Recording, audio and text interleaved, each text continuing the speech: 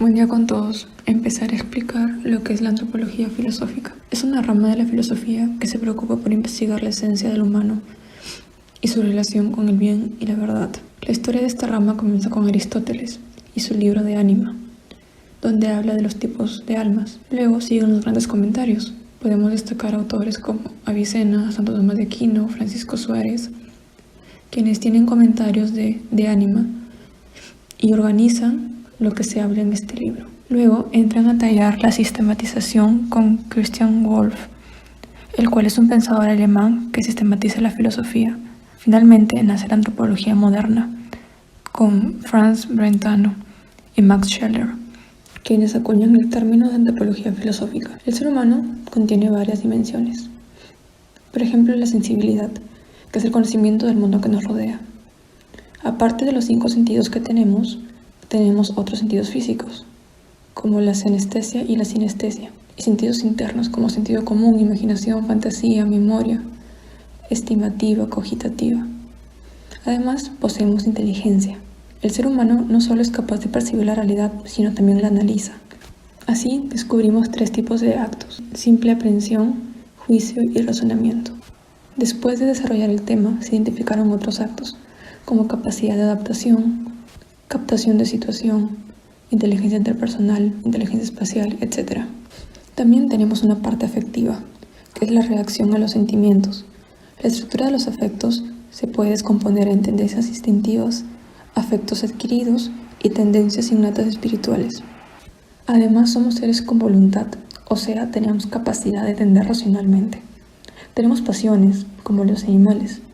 Sin embargo, por nuestra voluntad podemos decidir si acudir a ellas o no. Nosotros tenemos ciertas tendencias por nuestra propia naturaleza, las cuales son espontáneas y no son libres, pero también nos inclinamos inteligentemente por el acto deliberado de pensar, el cual sí es un acto libre. El acto libre. A veces se entiende la libertad por espontaneidad, pero la libertad va más allá, pues hace uso de la razón y el conocimiento.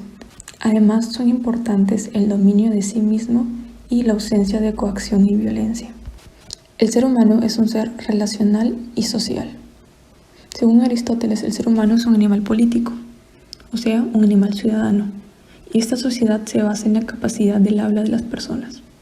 Además de estas dimensiones humanas, están otras que no hemos mencionado, como el sentido estético, el sentido de lo que es bello o no, el sentido moral, el sentido de lo que está bien o no, y el sentido religioso. Ahora pasamos a otra pregunta. ¿Qué es ser persona? Para responder esto, primero hay que cuestionarnos si ser persona o ser humano es lo mismo. Y pues esto depende, según lo designado o lo connotado. Para lo designado, ser persona y ser humano es lo mismo, pero en lo connotado sí se marca una diferencia. Para lo connotado, el hombre es un modo de ser, mientras que la persona es un grado de ser. Una persona indica superioridad en el ámbito del ser, o sea que posee dignidad, y en la unicidad, o sea las personas somos únicas, irrepetibles e insustituibles. ¿Qué es la dignidad? La dignidad es un bien absoluto, o sea que es algo intrínsecamente bueno. Lo digno es algo desligado e independiente, es valioso en sí al margen de todo. Ahora pasaremos a explicar el origen de la vida. Hay diversas teorías que lo explican, como por ejemplo el creacionismo, que son un conjunto de creencias que dice que el universo y la vida fue creada por una inteligencia superior, o la generación espontánea, que indica que los seres vivos surgieron de la materia inerte. Sin embargo, esto nunca se pudo demostrar. Luego está la teoría de la biogénesis, que indica que un ser vivo proviene de otro preexistente, y la teoría de la panspermia, que propone que la vida es eterna en el universo y que se transmite de un planeta a otro a través de esporas. Finalmente está la teoría quimiosintética, que indica que los gases que existían en la atmósfera junto con grandes descargas eléctricas formaron moléculas orgánicas. Una vez creada la vida, podemos clasificarla fácilmente en animales y vegetales. Pero dentro de la clasificación de los animales, ¿qué distingue un ser humano de los demás? Según Aristóteles, el ser humano se caracteriza por la política y la palabra. Según Kant, el ser humano está dotado de razón. Otros autores, como Pícola de la Mirandola y Jean-Paul Sartre, Definieron como rasgo característico del ser humano el que es un ente libre, cuya existencia precede a la esencia. Según Marx, el ser humano es un ente que trabaja. Todos estos son modelos antropocéntricos. Sin embargo, hay otros filósofos que piensan distinto. Así nace el biocentrismo, que dice que todos los seres vivos, incluido el ser humano, están al mismo nivel. Dicho esto, nacen varias corrientes que pretenden explicar a la persona. Una de ellas es el personalismo, que indica que la persona es el culmen de la existencia y es el modo más perfecto de existir. Algunas características del personalismo son las siguientes. Primero, afirmación que la multiplicidad y pluralidad es algo positivo. Segundo, el individuo humano es todo un ser unitario y no la suma de sus características. Tercero, no reina sobre las personas un destino al cual deban estar sometidos. Cuarto, el ser humano no es uno más de la naturaleza, sino que es el indicado para transformarla a mejor. Quinto, es un ser absoluto y personal, que es amor y entrega total. Para muchos filósofos, las personas estamos compuestas por alma y cuerpo. Según Aristóteles, el alma es un principio vital compartido por todos los seres vivos, como personas, plantas y animales, y los distingue de los seres inertes. El alma nos da forma y el cuerpo nos da materia. Así que el ser vivo es la suma del alma con el cuerpo. Ambos son dependientes el uno del otro, están unidos entre sí y no existen por separado. A diferencia de Platón, que suponía que la muerte del cuerpo no supone la muerte del ser humano. Para Platón, el ser humano está compuesto por dos realidades, el alma inmortal y el cuerpo mortal.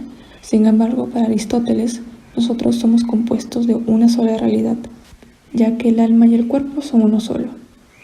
Ahora vamos a hablar un poco de cómo es que se llegó a desarrollar todo esto. La historia de la antropología del ser humano. La antropología tiene 3 momentos. La primera es cuando se reconoce al hombre como una realidad superior. La segunda es cuando se reconoce al hombre como persona. Y la tercera es cuando se diferencia la persona humana femenina de la persona humana masculina. En el primer momento, el ser humano se toma como alguien superior a las demás criaturas. Y además, había una categorización de los seres humanos. Por ejemplo, ciudadanos, esclavos y bárbaros. Y cada categoría valía menos que la anterior. En el segundo momento, el ser humano se reconoce como persona, y ya no hay categorías, sino que todos valemos lo mismo. En el tercer momento, se diferencia la persona humana femenina de la persona humana masculina, y se reconoce que ambos son distintos y recíprocos, aunque valen lo mismo. Nos centraremos en el segundo momento de la antropología. El detonante de este segundo momento son acontecimientos históricos que tienen mucho que ver con el cristianismo, pues los primeros cristianos creen que Dios se hace hombre y muere en la cruz para que cada uno de los humanos recupere su categoría de ser humano. Esto nos hace preguntarnos qué tan importantes tenemos que ser para que Dios mismo muera por nosotros. Como ya mencionamos antes, las personas poseemos dignidad y singularidad, y su valor es absoluto, no depende de nada ni de nadie. La clave para el buen funcionamiento de la familia y de la sociedad en general es ser conscientes de que somos personas entre personas y hay que tratarnos de la manera adecuada. Por ejemplo, hay que reconocernos como persona, no podemos cosificarnos ni vendernos. Además, tenemos que entender que la dignidad de la persona no puede atentarse nunca. Si es que alguien hace algo malo, tiene derecho a ser castigado para recuperar la dignidad que ha perdido. Sin embargo, este castigo tiene que ser un castigo digno. Además, si bien el respeto admite gradaciones, si es que nos referimos a una persona, tenemos que dirigirnos a ella con el grado más supremo de respeto, con reverencia, veneración o amor. Pasaremos a explicar la estructura de la persona. ¿Qué significa unidad? Significa que las distintas dimensiones del ser humano están unidas de una manera muy íntima y fuerte de integración. Las dimensiones psíquicas y corpóreas que se viven en unidad han sido objeto de interpretaciones a través de la historia. El materialismo. Las personas que reducen todas las dimensiones a la dimensión puramente corpórea material. En el lenguaje contemporáneo se le conoce como monismo materialista. El dualismo. El dualismo reconoce que lo psíquico es irreductible a lo corpóreo, pero no resuelve bien la relación entre lo psíquico a lo corpóreo. Normalmente en los dualismos se afirma que lo psíquico es superior a lo corpóreo. El sustancialismo es un monismo con dualismo. Esta expresión significa que somos un solo ser, pero se reconoce que un solo ser posee dos propiedades simultáneamente, propiedades corpóreas y físicas. El monismo materialista abusa intentando explicar de manera puramente material fenómenos que requieren un tratamiento mucho más delicado y sutil. La experiencia no es solo observable. La experiencia está hecha de cosas que desbordan los datos sensibles. Por ejemplo, una experiencia moral, la experiencia de una persona, la experiencia de un profesor. Todas estas experiencias suponen una experiencia humana fundamental, es decir, las experiencias de nuestro propio yo. La experiencia que uno tiene de uno mismo es absolutamente inevitable, no se puede dudar de ella. Lo que más sorprende en la vida es que no hay razonamiento, por más experiencia que se tenga, que pueda predecir mecánicamente lo que otra persona va a decir respecto a un tema. Esa persona nos va a sorprender con su libertad. El misterio de la libertad nos muestra que los seres humanos tenemos un elemento que permite que seamos imprevisibles. La persona tiene 5 características que lo definen. Interioridad, porque nuestro modo de existir es un modo de existir desde dentro de nuestra conciencia, nuestra intimidad mental, nuestro mundo interior. Incomunicabilidad. Puede haber seres símiles, pero ninguno será totalmente igual. Nadie nos puede sustituir. Absolutez. La persona humana anhela lo absoluto, lo infinito, lo eterno, a pesar de ser un ser limitado. Trascendencia vertical. La persona humana tiene la capacidad de crecer no solo exteriormente, también puede crecer en humanidad, cuando en cierto sentido se supera a sí mismo al serle fiel a la verdad. Dignidad. Las personas no valemos por nuestra eficiencia funcional como si fuéramos un objeto. Nuestro valor radica en nuestro ser. El trabajo no solo es una necesidad económica, es una de las características que distinguen a la persona del resto de criaturas. Es una necesidad humana, un elemento beneficioso tanto para la sociedad como para el hombre, ya que no solo crecen las industrias, también el hombre crece como individuo. Existen 3 dimensiones: personal, porque el trabajo es realizado por una persona; social, porque hay un intercambio de capacidades y relaciones entre personas; y por último, no se debe obstaculizar la vida familiar. Recordar que el trabajo más productivo sale de las manos de un hombre contento. El hombre como habitante.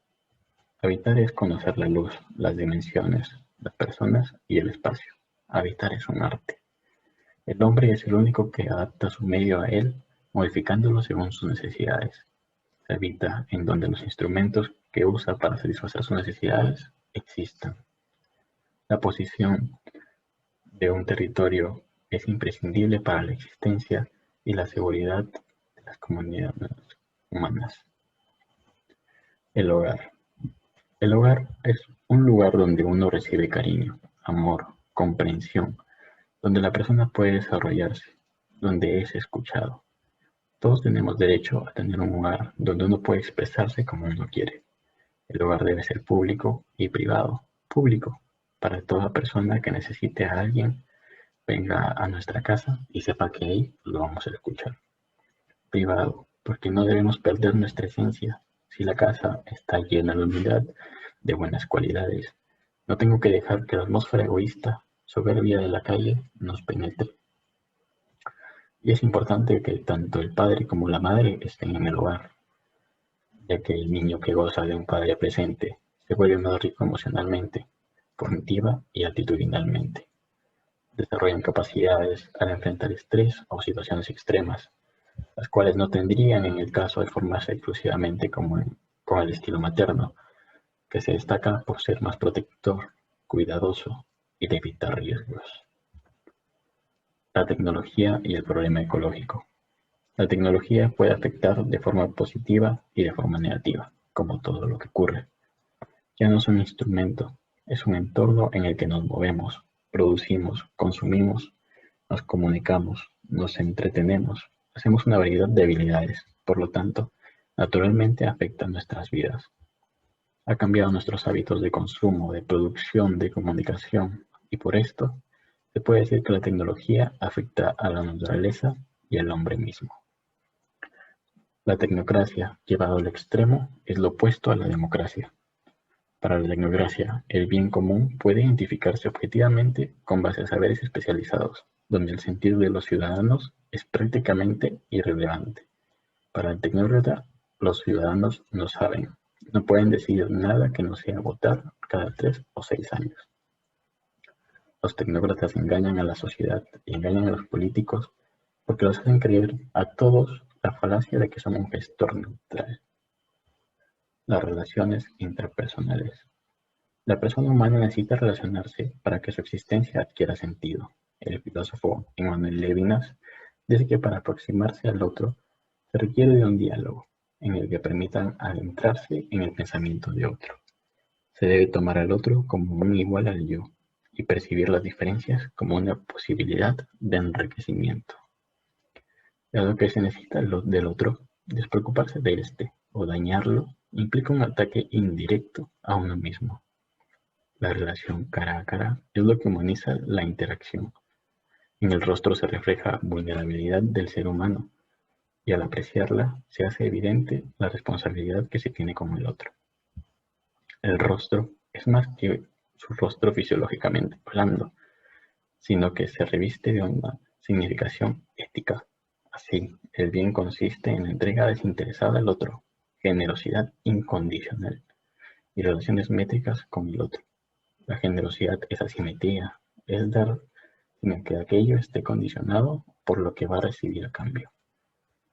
Esto se puede ver en la película Yo soy Sam, porque Sam acepta que en su condición no le puede dar lo mejor a su hija, y por eso la deja ir. Tipos de amistad. Un tipo de amistad se ve reflejado en la película El Padrino, en la que un padre le pide un favor a su viejo amigo, el padrino. Sin embargo, de no haber necesitado de este favor, el padre nunca hubiera buscado a su supuesto viejo amigo. Aquí se puede apreciar la amistad por utilidad. Otro tipo de amistad es por placer, es la que es propia de los niños, por el placer de hacer algo que el otro hace, o hacer algo con otra persona que les causa placer a ambos. Por ejemplo, acabado un juego, se acabó la amistad. Por último, la amistad virtuosa, en la que uno busca al amigo, buscando incluso el bien del otro. Aquí encontramos el amor verdadero. Es por esto que en nuestra vida no tenemos 1 millón de amigos, sino que son pocos. Tipos de amor. John Alan Lee dice que existen 6 tipos de amor. Ludus, el amor como un juego. Predominan las personas que evitan el compromiso, y aunque no pretendan daño alguno para sus parejas, pueden infligírselo por la diferencia de expectativas sobre la relación. Mania, el amor obsesivo. Generalmente, personas que sufren de baja autoestima experimentan este amor, buscan sentirse completos, por lo tanto se aferran a sus parejas, creando una relación de codependencia. Eros, el amor erótico. Sienten el amor de forma pasión física y emocional. Un amor basado en el goce estético. Pragma, el amor duradero. Predomina en el amante que tiene claras sus expectativas en una relación y que, desde un enfoque práctico, busca cumplirlas. Es un amor conducido por la cabeza, no por el corazón, aunque poco demostrativo. Storage, amor familiar. Es el primero que experimentarás a lo largo de tu vida, aquel que se forma entre padres e hijos. También se conoce como amor compañero, ya que en un ámbito más romántico nace de una forma evolucionada de la amistad. Agape, amor desinteresado. De manera romántica, predomina en el amante que valora los intereses y las emociones de la persona amada por encima de las propias. Es la forma de amor más grande que podamos experimentar. Es lo que impulsa a lo que llamamos amabilidad. Somos capaces de perdonar y ver el bien en los demás. Te permite ser altruista y generoso con aquellos que necesiten de tu apoyo. Unidad 5. Sexualidad y familia. Siempre se habla de diferencias entre el hombre y la mujer. Esto se puede explicar desde la neurociencia, ya que tienen distintos órganos sexuales, sistema límbico, distinta corteza cerebral y distintas funciones mentales. El feminismo. Existen dos tipos de feminismo: feminismo de la libertad y feminismo hegemónico. El feminismo de la libertad defiende que hombres y mujeres tengamos los mismos derechos y las mismas obligaciones. El feminismo de género o hegemónico considera que esto no es suficiente, debido a que vivimos en un sistema patriarcal. No pueden decidir libremente porque son condicionadas por el sistema que las oprime. El feminismo hegemónico es el feminismo que todos conocemos y el cual es cada vez más machista. En la película Hombres de Negro Internacional se tiene una protagonista perfecta y libre de pecados, y hace ver al hombre como alguien tonto. Hace referencia a que la figura femenina no necesita al hombre.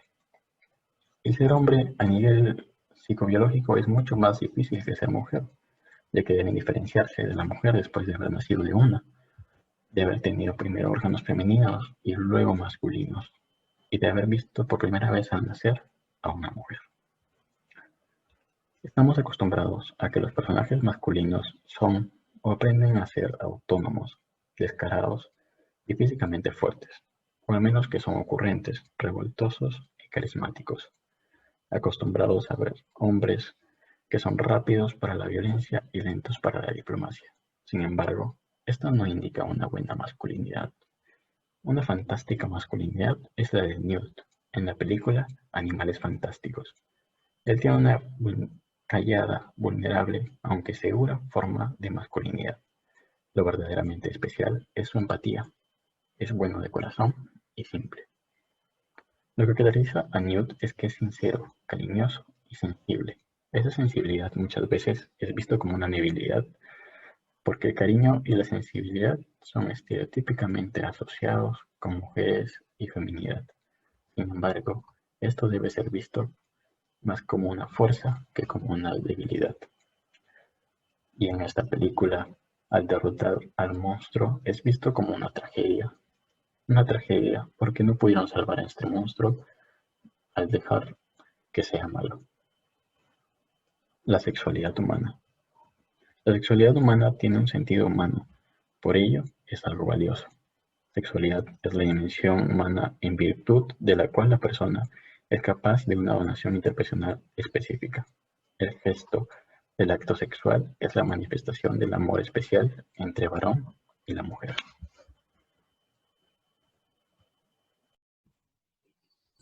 El eros y el enamoramiento. Estamos en este mundo para ser felices, pero dicha felicidad es directa y proporcional a la calidad y categoría de nuestros amores. Es decir, una persona que ama mucho y bien es muy feliz. Una persona que ama más o menos es medianamente feliz, mientras que una persona que no ama, por más que triunfe en otros ámbitos de la vida, jamás experimentará la auténtica felicidad. Hemos venido a este mundo a aprender a amar. Desde pequeño se nos dice que este mundo es una especie de prueba, donde dependiendo de tu comportamiento, alcanzarás un premio si actúas bien, es decir, si realmente amas, o caso contrario recibirás un castigo al final de nuestras vidas. La vida es la gran oportunidad para ir aprendiendo a amar más y más, de manera que seamos más felices y de esta manera Dios tenga más espacio en nuestra alma y por siguiente ser felices por toda la eternidad. Este sería nuestro objetivo en nuestra vida. Y esto se afirma en lo dicho por San Juan de la Cruz: al atardecer se te examinará en el amor. Esto nos invita a que, al final de cada día, hagas una reflexión sobre si hemos llegado a querer mucho más a nuestra familia, pareja o familiares, y por tanto, hemos sido más felices. Todo lo que no convirtamos en amor es inútil o dañino. Los dos grandes objetivos de nuestra vida son amar más y mejor a quienes tenemos que amar, es decir, a los lazos y compromiso que hemos establecido a partir de nuestra libertad. Esto es el matrimonio. Se decide como proyecto de vida hacerse feliz el uno con el otro. Esto supone aceptar y respetar el estilo de vida de ambos. Se entregan la vida mutuamente, entregando sus capacidades de amar como varón y mujer. Esto supone ser el gran amor de la vida. Los hijos se alimentarán de este amor. Y el otro objetivo de nuestra existencia anteriormente mostrada es convertir en amor todo cuanto hacemos, absolutamente todo, siempre y cuando esto sea totalmente legítimo. Esto busca el bien de quienes nos rodean. Para entrar en contexto y dar un ejemplo, debemos descansar, pues las personas deben descansar. Esto, claro, cuando se tenga la posibilidad, pues la gente que nos rodea va a necesitar de nuestra presencia y de nuestra ayuda en su vida descansados. En el caso de una esposa que necesita ser escuchada por su marido, este tiene que tener la capacidad de hacerlo de forma serena y calmada, y de la mejor manera, pues esto deriva en parte del descanso y así podrá escucharla con atención, y esto será igual para sus hijos. Toda realidad legítima podría convertirse en amor, pero existen dos de ellas que si las descontextualizamos y las dejamos de hacer por y solo por amor, se desnaturalizan. Una de ellas es la sexualidad. Esta, si se ve de forma correcta, es un medio maravilloso para profundizar, agrandar, consolidar, madurar, perpetuar y fecundar el amor de un varón y una mujer. La otra es el trabajo. Esta es una realidad menos profunda, pero que, al dedicarla demasiadas horas, no es posible pensar que podemos aguantar una jornada laboral de 5 días para luego poder descansar. En este caso no tendría sentido ninguno de ellos. El trabajo debe ser visto no solo como una oportunidad de obtención de bienes con los demás, sino más bien como una forma de mostrar y transmitir lo que has aprendido y que por tanto amas y te interesa. Dejar lo mejor de sí en dicho trabajo. Visto de otra forma, debes trabajar porque te apasiona y obviamente necesitas recibir un pago, pero esto es para poder comer, vestir y realizar otras acciones vitales. Se debe tener en cuenta además que la calidad de trabajo no viene dada por el tipo de trabajo que uno tiene, sino más bien por la relevancia del trabajo que haga la persona. Es decir, si va a quedarse solo en dicho trabajo o va a tener una relevancia en otras personas. Para concluir la idea de esta realidad, si la desnaturalizamos, con el ego, por ejemplo, que se puede realizar de mil maneras posibles, y le quitamos importancia a la repercusión que puede tener nuestro trabajo, de alguna forma nos frustrará. En lugar de vernos engrandecido, esto, por como he dicho antes, no se ha respetado su naturaleza. Amar es facilitar el amor. Educar es enseñar a amar. Estar más pendiente de los demás es enseñar a amar. El enfocar de una pareja a que orienten a sus hijos a estar dispuestos y ser buenos con los demás, se les está enseñando a amar. Cosas que parecen ínfimas pero que tienen un objetivo realmente profundo, como el preguntarle a un niño, ¿cómo la pasó tu amigo en la excursión del colegio? En vez de preguntarle directamente, y que no está mal, es cierto, pero se puede preguntar en su momento, ¿cómo te fue en la incursión? Se le está orientando al niño a ser más empático y orientar su visión, que aún no es madura, y estar pendiente de los demás. Lo mismo cuando le pregunta este niño a sus padres, ¿por qué tengo que estudiar esto? Si se le responde con para que puedas ayudar a alguien que necesita o no entiende el tema, en vez de, para que cuando seas grande, seas un gran profesional. Esto realmente no ayuda al adolescente o al niño, pues aún no tiene una idea clara del futuro. Es mejor enfocarlo al presente y motivarlo a ser mejor con los demás. Estos son sus amigos. En un ámbito conyugal, lo mismo va a suceder. Al despedirse y tratar de informar a la familia ante cualquier posible plan que se tenga. Se trata de tenerlos informados, porque así me nace y me hace feliz. Esto poco a poco enseña a los demás a hacerlo y los motiva a ser más considerados, porque esas personas te quieren y necesitan saber de ti. En conclusión, amar, al facilitar el amor, supone ser mejor personas con los demás. Bueno, Soren Kierkegaard decía, engañarse respecto al amor es la pérdida más espantosa. Es una pérdida eterna para la que no existe compensación ni en el tiempo ni en la eternidad. Estos engaños pueden, de forma general, dividirse en dos formas. El primero, los engaños en el amor, como el no amar como corresponde dentro de un compromiso. Esto puede ser una infidelidad, mentiras, y esto no solo se puede hacer con la pareja, sino también con las amistades. La otra forma son los engaños sobre el amor, sobre lo que significa realmente el amar, el no entenderlo como un sentimiento o verlo como una mera relación física, sin tratar de lograr formar lo que anteriormente se ha explicado, es decir, lo que supone realmente entregarse al otro. Aristóteles describe al amor como 3 elementos. Estos son el querer, el bien y para otro. El querer es un acto propio de la voluntad, el desear el bien por los demás, pero este bien es un bien real, objetivo que busque mejorar realmente a la persona y solamente lo motive a ser mejor. Y el para otro, en cuanto a otro, esto es no por mí, sino más bien por él o por ella, porque realmente merece ser amado. Amar es decir que sí, un sí eficaz, corroborar en el ser, decirlo con todo nuestro ser. Esto es beneficio para la persona querida, es agradecer a Dios por su existencia, por su presencia, es agradecer por la maravilla de dicha presencia. Debemos tener desde esta perspectiva que, si amar es la confirmación hacia la otra persona, el contraste de esto es el no querer que alguien exista, es decir, la aniquilación de su ser. Esto trae consigo el odio, la indiferencia y el no ser. El sentido de la sexualidad. Al unirse, los amantes, quienes realmente se aman, engloban en el eros todas las dimensiones de nuestra vida. No es solo una unión corporal o sexual que dura un tiempo corto, sino que implica la unión más íntima como persona, entregarse el uno al otro. Esto viene acompañado de voluntades, sentimientos, deseos, de proyectos, fines y acciones. Una verdadera concordia. Es, en el fondo, vivir la misma vida. Esto se llama destinarse a la persona amada.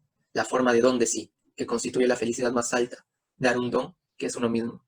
El eros tiene, por tanto, un carácter biológico, que es la fecundidad propia, pues proviene del hecho de que la unión sexual a la que tiende es el modo natural de ser fecundos, el amor entre el varón y la mujer, y de dar origen a una prolongación de esta vida y del amor diferente a ellos mismos que viene dado en los hijos. El amor como tarea. No hay amor sin desear el bien hacia la otra persona, es desearle aquello que lo permita completar sus objetivos, necesidades y exigencias. Esto es perfeccionarla. No se puede hablar de amor si no se busca la perfección de la persona amada. Pero esto surge como consecuencia de buscar primero una perfección personal, pues no se puede dar lo que no se posee. Amor es facilitar el amor. Lo podemos llamar como el círculo virtuoso del amor. El amor como gozo deja de serlo si no se convierte en el amor como tarea. Si no aprendemos a convivir con quienes amamos, enseguida dejaremos de amarlos. En la vida humana lo más alto se sostiene de lo más bajo, por lo que la vida humana no puede estar solo lleno de placeres. El eros y el sexo están sometidos, como todo lo humano, al tiempo y a sus ciclos y ritmos, y debemos saberlos controlar. La madurez viene dada en la fecundidad de este amor y se alcanza cuando se otorga a una sola persona y se continúa después en la familia y en sus hijos. Obras literarias realizadas por Tolstoy toman como tema central el amor que experimenta sus personajes a lo largo de su vida. Y lo que Tolstoy considera como verdadero amor, otros autores como el gran Shakespeare toman también en sus obras los demás temas de amor compasivo o amor sexual con profundo sentimiento. El bienestar como fin de la economía. Aristóteles dice que el hombre no tiene la posibilidad de perfección en este mundo. Esto es solo alcanzable para algunos pocos, además de introducir que el hombre tiene que trabajar. Es aquí donde surgen dos términos, economía y cremástica. En este diálogo procuraré hacer hincapié en el primer punto. El hombre no se conforma con lo mínimo, busca siempre lo mejor para sí, es decir, su bienestar. Podemos dar un ejemplo comparándolo con los animales. Un pájaro no necesita llamar a un ingeniero para poder construir su nido, se conforma con lo ínfimo, mientras que el hombre busca y quiere un ventilador, wifi, entre otras cosas, esto por la capacidad de pensar que tenemos. La economía se le asocia muchas veces con números, datos, cálculos y estadísticas, pero lo que realmente estudia es a las decisiones que toman las personas en función de, como he mencionado antes, su bienestar. Pero para lograr esto, se basan en cómo logran satisfacer sus necesidades mediante los recursos disponibles y generalmente son limitados. Para recapitular, el bienestar es el vivir bien, es el poder responder de forma correcta ante la pregunta ¿cómo estoy? O ¿vivo bien? Es aquí donde nos damos cuenta que en parte este bienestar viene dado por los bienes adquiridos, en parte por el trabajo y la economía. Es decir, el bienestar es algo más que la simple plenitud gozosa de la vida biológica, sin olvidarnos de otros aspectos importantes, claro, como la salud, la apariencia física y emocional. Continuando, la riqueza, pobreza e igualdad. En este punto, después de lo hablado, podemos definir a términos relacionados en cuanto al objeto, pero diferentes en cuanto a lo que se tiene. Riqueza, el ser rico, consiste en lograr tener muchos bienes y lograr con ellos el bienestar. El error carismático consiste en la interpretación del bienestar y, respectivamente, de la miseria como cosas esencialmente materiales, cuando en realidad la riqueza es mucho más. Aquel conjunto de bienes que contribuyen a la felicidad humana. La cremástica, término que mencioné anteriormente, es la miseria espiritual de la sociedad de consumo. Por otro lado, la pobreza es la falta de bienes y recursos económicos, jurídicos, culturales, políticos, afectivos, morales y religiosos. Sin embargo, aún tiene o siente que es libre. Es muy semejante al término miseria. Sin embargo, este último no es libre, pues queda sometido a una dependencia esclavizante respecto a los escasos bienes que le permiten subsistir. Por último, igualdad es el reconocer democráticamente el ser igual con los demás, en todo el amplio contexto que supone ser igual. Esto es igualdad de derechos y obligaciones sin ningún tipo de discriminación, ya sea por raza, orientación, identidad o estrato social. La fuente de la riqueza. Por fuente de la riqueza se debe entender al lugar o circunstancia donde se produce la obtención de bienes o recursos. Encontramos entonces acciones tales como el trabajo, ahorro o inversión de dichas propiedades, para que a largo plazo se vea evidenciada. Si es lo que se realiza, obviamente de forma correcta, la riqueza se verá evidenciada. A día de hoy, además, el capital intelectual se ha convertido en una fuente de creación de riquezas para las diferentes organizaciones en el mundo. No debemos ser ajenos a esta realidad. Si asociamos esta fuente de riqueza con el aspecto antropológico y filosófico, podemos decir que la primera fuente para ser rico es el regalo, sin dejar de lado lo anteriormente mencionado, es decir, el trabajo y la producción. El regalo es la fuente de riqueza por antonomasia. Es todo aquel bien del que el hombre se encuentra dueño sin haberlo buscado. Esto es la vida, la libertad, la inteligencia, ser amado, ser alguien en esta vida. En este enfoque, todo lo recibido es un regalo, es un don. Hay otra fuente de riqueza, que es la usurpación, que consiste en quitarle al otro lo suyo y apropiárselo sin más. Se basa en un actuar violento, un modo de resolver conflictivo, basado precisamente no en la justicia, ni en la razón, ni en la economía del mercado, sino más bien por la fuerza, la violencia y el dominio del fuerte sobre el débil. No se trata de dar lo producido a cambio de algo, sino de quitar y, por ejemplo, obligar a los demás a que trabajen para mí, convertirles directamente en esclavo, no pagar lo debido o simplemente robar. Consumo, propiedad e inversión. Cuando se habla de propiedad, se habla de posesión de bienes, que pueden ser compartidos o no. Para este caso sería una propiedad comunal. Aristóteles defiende la propiedad privada de la siguiente manera. Exponía que ésta es mucho más productiva y por lo tanto facilita el progreso. También señala que los bienes poseídos en común no se cuidan, ya que la gente siempre piensa que el otro lo cuidará de una forma mejor. Cuando el bien es de alguien en concreto, ese alguien se esmera en cuidarlo. Mientras que Platón decía que la propiedad comunal traería la paz social, ya que nadie envidiaría nada, contradiciendo lo dicho por Aristóteles sobre que la propiedad comunal trae el conflicto continuo, ya que la gente se va a quejar por trabajar más que otros y recibir prácticamente lo mismo que ellos. El derecho de propiedad surge como una consecuencia natural del modo humano de trabajar y habitar este mundo. Por otro lado, tenemos al consumo, que consiste en el acto por el que el hombre se hace inmediatamente receptor de toda utilidad que para él tiene algún bien material. Consumir es aprovechar un bien, es usarlo de tal modo que pierde su utilidad. El acto que por excelencia define el consumo es comprar. El motor de la economía es la capacidad humana de prever las necesidades futuras. Para hacerlo, el hombre debe llevar a cabo los actos de comprar y ahorrar, pero la mejor forma de ahorro es la inversión, que consiste en la renuncia a un bien presente y cierto por la expectativa de otro mayor, futuro e incierto. Es evidente que hoy en día la persona privada puede llegar a ser propietario y en consecuencia ahorrar, comprar e invertir, principalmente por medio de su trabajo, que es hoy en día la fuente de riqueza más universal y versátil. La democracia y sus riesgos. Historia de la democracia. Nació en Atenas en el siglo VI a.C., significando poder del pueblo, pero este tenía ciertas limitaciones, como poseer poder económico. En el siglo VI, la democracia ateniense llegó a su final, siendo este hecho una influencia en la forma de gobierno de la República Romana, en el cual solo podían elegir los ciudadanos con derechos, siendo este de los patricios y de los plebeyos. La democracia moderna nace en el siglo XVIII siendo influenciada por el liberalismo, ilustración y los cambios económicos. Tiene como fin limitar el poder del Estado y velar por las libertades de los ciudadanos. En el siglo XX la democracia es vista como un sistema con derechos del individuo, la división de los poderes públicos y que se preocupa por el bienestar económico de los ciudadanos. ¿Qué es la democracia? Es el mecanismo más beneficioso, pues el poder lo ejerce la sociedad, el pueblo en conjunto. Tiene como principio la soberanía del pueblo. Él es el que manda. Practica la igualdad de derechos para todos. Se implanta la regla de la mayoría en la toma de decisiones realizadas a través de votos, siendo este universal, libre, igual, directo y secreto. No solo es dar un voto, de este voto sale un gobernante que podría olvidarse de los suyos. Es entonces, ¿quién nos debe gobernar? Nos debe gobernar el que mejor representa al pueblo siendo elegido por la voluntad de la mayoría. Peligros y riesgos de la democracia. Sócrates odiaba la democracia e intentaba dar a conocer los defectos de la democracia. Nos indicaba de que el votar por elección era una habilidad y no una intuición aleatoria. Es entonces que al ser una habilidad se le debe enseñar a las personas a votar, pues deja que la gente vote sin educación sería irresponsable. Además nos decía que solo las personas que pensaran de manera racional deberían votar, dándole el voto a todos sin conectarlo con la sabiduría. En cuanto a riesgos, podemos encontrar los siguientes. La desafección política. Trae en consecuencia la abstención y desconfianza para votar. La corrupción.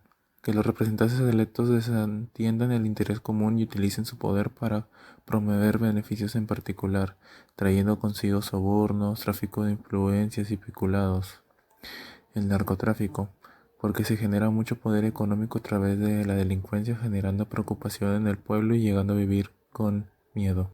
Otro de los riesgos de la democracia es la desigualdad. Trae consigo la vulneración de los derechos sociales, económicos, políticos y culturales del pueblo. Puede afectar la representación de ciertas personas y grupos en un sistema democrático. Podemos encontrar tres causas de la desigualdad. Pueden ser económicas, culturales o sociales. Una de las películas que habla claramente de este tema es la película Parásite.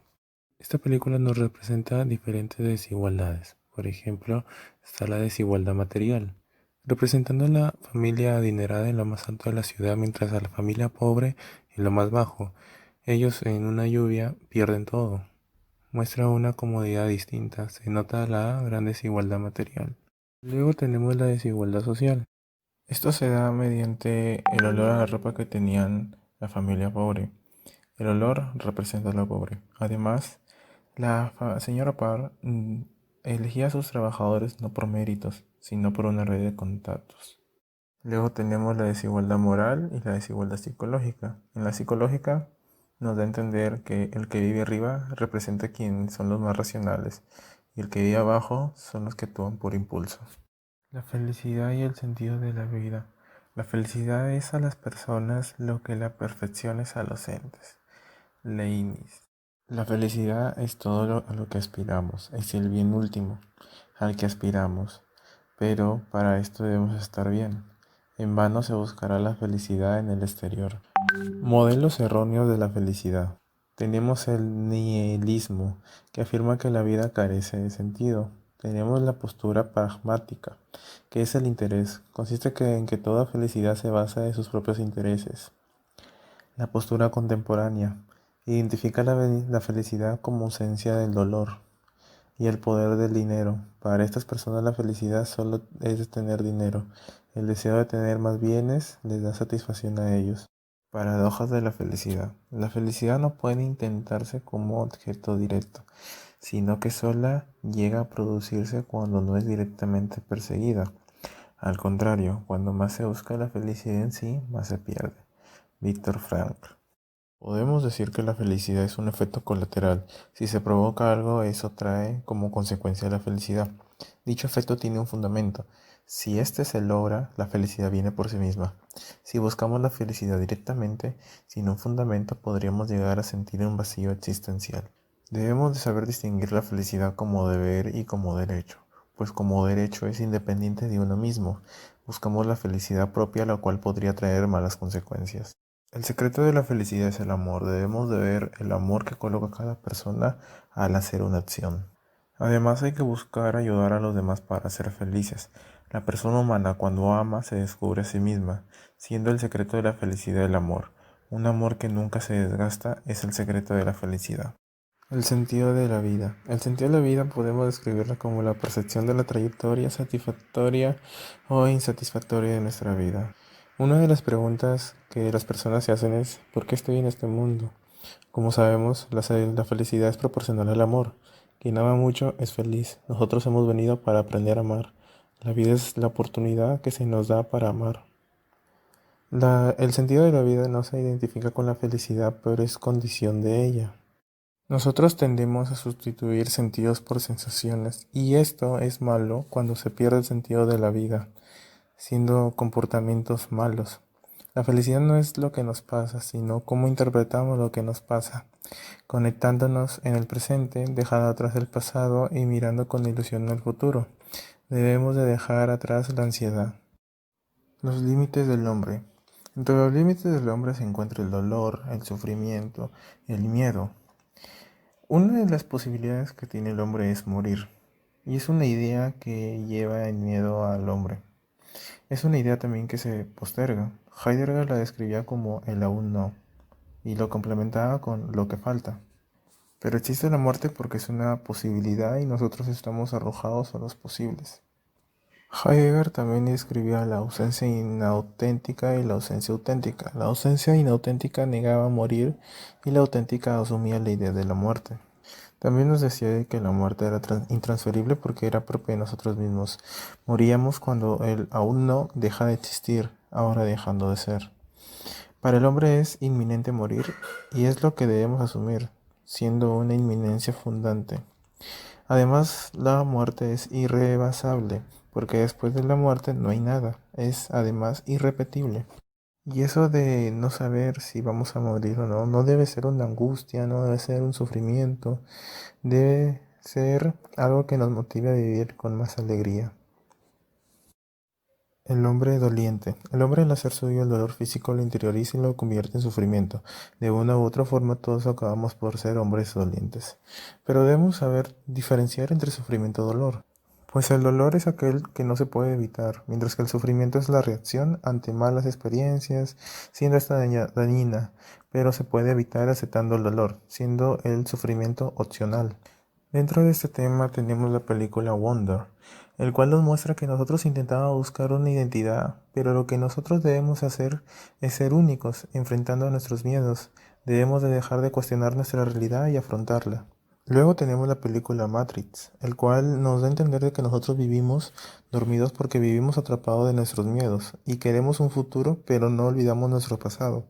Y tenemos la película Maléfica, en el cual se observa que ante el daño hecho por alguien genera un dolor que a nosotros nos conlleva la venganza, el cual no debe ser así.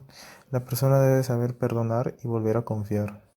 El destino del ser humano. Nosotros debemos de aspirar o buscar a la felicidad, siendo la ética una reflexión de la acción humana en busca de la libertad, siendo la virtud lo que nos da fuerza para alcanzar la felicidad. En la película It's a Wonderful Life habla sobre el significado de nuestras vidas, que por problemas que son ocasionados por terceros no debemos de caer en el sufrimiento hasta llegar al suicidio, opacar nuestras vidas o de alguna tragedia como la muerte de alguien.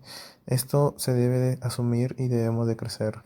Luego, en la película La vida es bella, el autor nos quiere decir que la belleza y la luz se encuentran también en los lugares más horribles. El autor Guido es una persona con buenos sentimientos que genera una conducta agradable. Teniendo las circunstancias que tenga, hace que la vida sea de una mejor manera. Y esto trata de transmitírselo a su hijo, tratando de darle confianza y tranquilidad ante cualquier situación. Se refleja el amor al cual cuánto estamos dispuestos a dar. El ocultamiento de Dios en nuestro tiempo. Antiguamente la religión era muy practicada. No había excepciones religiosas en la cultura humana. Hoy existen muchas increencias, pues hay muchos que no creen. No se afirma que Dios no existe, sino que Dios no es necesario. Un claro ejemplo es el Islam, donde ellos no siguen la religión de los cristianos, ellos siguen un modo de religión de los hombres del Paleolítico. Una estadística mostró que en el Terrán se era muy televisado series que hablaba del maltrato a los religiosos. Ahora, ¿qué pasaría si no muere gente? Esto nos llevaría a decir que no habría la necesidad de rogar, tampoco la necesidad de hacer peticiones. No solo se ha debilitado la petición, también se está debilitando el dar gracias, el pedir, el ofrecer y el agradecer es lo principal para una buena educación, siendo estas fuentes primordiales de la religión. La religión y los valores morales y culturales. Dentro de nuestros valores hay tres pilares que están simbolizados en Jerusalén, Atenas y Roma. Estos son una base que configuran el ADN occidental. En la modernidad se consolidan los valores del occidente, por ejemplo del Estado, el capitalismo y el humanismo. El occidente en nosotros ha aumentado el valor de la investigación, en ayudar también a elevar nuestro conocimiento, dar una democracia, la universidad y los valores cristianos. Nosotros debemos de tener bien claros nuestros valores. En cuanto a la cultura, nosotros conocemos distintos tipos de cultura, pero depende de nosotros qué rechazar. Está por ejemplo la cancelación, que es dejar de consumir algún producto que es incompatible con nuestra ideología o porque causa algún rechazo. Esto puede ser por alguna declaración polémica que puede generar controversia y conflictos entre diferentes pensamientos o por actos impuros, el rechazo de actos que una persona no permite. Adam Smith, filósofo y economista. Nacido en Escocia en 1723, es considerado por muchos como el padre de la economía moderna. Si bien es cierto el pensamiento económico ha existido desde tiempos antiguos, fueron las ideas de Smith del siglo XVIII las que generaron un real impacto en la sociedad, y las cuales se siguen estudiando hasta la actualidad. Sin embargo, hay que recalcar que Adam Smith no fue un simple economista, sino que en su persona podemos encontrar diversos intereses. Por ejemplo, tiene dos obras muy importantes. La primera de ellas fue la Teoría de los Sentimientos Morales de 1759, que no es un libro que trate sobre economía, sino sobre ética. Luego vino su segunda obra más importante y de hecho la más conocida, que es La Riqueza de las Naciones de 1776, en la cual desarrolla sus ideas económicas. Primero veamos lo que nos dice la Teoría de los Sentimientos Morales. Es una obra sobre ética. En esta obra Smith empieza explorando la naturaleza y conducta humana, especialmente la hipótesis del ser humano como un ser egoísta. De hecho, la teoría de los sentimientos morales busca probar una concepción diferente a la de la naturaleza egoísta. Entonces, el tema principal de esta obra es el de la simpatía. ¿Qué nos dice Adam Smith sobre la simpatía? En primer lugar, que la simpatía no es un simple sentimiento, sino que es un proceso. Es un proceso que nos permite ponernos en el lugar del otro, sin necesariamente obtener nosotros algún beneficio. Este proceso, nos dice Smith, empieza cuando se ve a la otra persona. En este sentido, la visibilidad, ya sea física o psicológica, es una condición fundamental para el proceso de la simpatía, ya que no se puede simpatizar con aquel que no se ve o que se decide no ver. Adam Smith también nos dice que todos nacemos con la capacidad de la simpatía, y siempre y cuando alguien sea visible, podrá ser también objeto de simpatía. Sin embargo, existen ciertas asimetrías en esta capacidad. Por ejemplo, nos es más fácil simpatizar con la felicidad. Es decir, hacemos menos esfuerzo para simpatizar con las personas felices o más felices que nosotras. En cambio, para simpatizar con la tristeza, el dolor o la miseria, es necesario mayor esfuerzo. Y como nos toma más esfuerzo, notamos más la simpatía por la tristeza que la simpatía por felicidad. También, como nos cuesta más simpatizar con los sentimientos negativos, muchas veces surge en nosotros un bloqueo o nos distanciamos de las personas pobres, de las personas miserables, ya sea física o psicológicamente. Y esto les quita la posibilidad de que nosotros simpaticemos con ellas. Y este es uno de los problemas que podemos ver en la actualidad en la sociedad. Recapitulando entonces, en la teoría de los sentimientos morales, Smith critica la hipótesis egoísta y la teoría utilitarista sobre las naturalezas humanas, para decir que el ser humano es un ser capaz de simpatía. La riqueza de las naciones. Es la obra más famosa de Adam Smith. Así como la teoría de los sentimientos morales fue escrita en contra de la hipótesis egoísta, Smith escribe la riqueza de las naciones en contra del mercantilismo. Por un lado, los mercantilistas decían que la fuente de la riqueza de una nación era la cantidad de oro que poseía. Por otro lado, Smith nos dice que en su obra que la fuente de la riqueza es el trabajo. Sin embargo, el trabajo por sí solo no es suficiente para generar riqueza. También es necesario lo que se conoce actualmente como la libertad de mercado.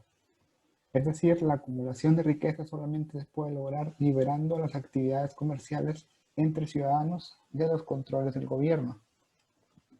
Según Smith, los gobiernos y sus gobernantes no deben intervenir con leyes que controlen el mercado ni la economía de sus ciudadanos. Esto es el liberalismo económico. Pero, ¿por qué Smith cree que la máxima riqueza de una nación se puede alcanzar sin intervención del Estado y con el simple trabajo de sus ciudadanos? Para explicar esto, introduciremos la más famosa metáfora que ha dicho Smith, la de la mano invisible. Esta se basa en que todos los seres humanos actúan buscando su propio beneficio, buscando siempre mejorar su propia condición, por ejemplo, acumulando más bienes. Y según Smith, la clave está en este interés personal y egoísta de las personas, porque este a su vez influye positivamente en el conjunto de la sociedad.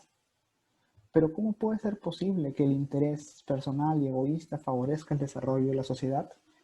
Pongamos un ejemplo.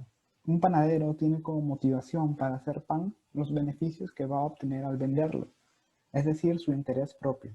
Sin embargo, en un mercado libre al panadero nunca se le ocurriría vender un pan malo, sobre todo si en la ciudad hay otros panaderos con un mejor producto. De esta manera el panadero se esforzará por hacer el mejor pan y para ello podría contratar a algunos empleados, generando así empleos y ofreciendo un producto de calidad a la sociedad.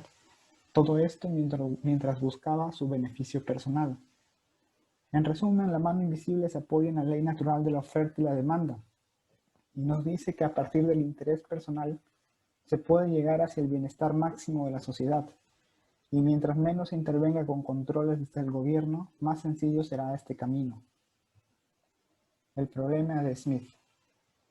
Si recordamos lo que he dicho, Smith nos dice en la teoría de los sentimientos morales que el ser humano es un ser capaz de simpatía, pero luego en la riqueza de las naciones, Smith nos dice que es el interés personal el que logra el bienestar máximo de la sociedad.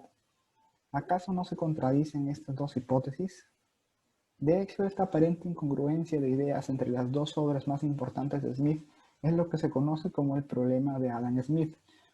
Pareciera que ambas obras suyas dijeran ideas opuestas, Por un lado, el hombre capaz de simpatía y por el otro, el hombre que siempre actúa según su beneficio propio. Sin embargo, esto no es así. No existe tal contradicción. El problema surge de una mala comprensión de los términos.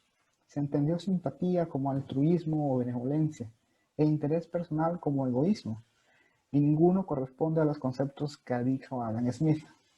El interés propio es pensar en nosotros mismos, es el amor a nosotros mismos antes que nada, pero este amor propio o interés personal no influye en la capacidad de pensar en los demás o de sentir simpatía. Como conclusión, el ser humano siempre actúa buscando su beneficio propio. Sin embargo, también es capaz de ponerse en el lugar de otros. Postmodernismo. La posmodernidad está dominada por la creencia de que la sociedad moderna ha perdido credibilidad y se busca construir una nueva. Esta idea de que se puede reconstruir la sociedad nace del planteamiento de que todo en la sociedad son simples ideas, que se vuelven realidad porque la suficiente cantidad de personas creen en ellas. Estos son los constructos sociales. Por ejemplo, el capitalismo, el cristianismo, el lenguaje son constructos sociales. ¿Por qué se dice que hay una crisis en la posmodernidad?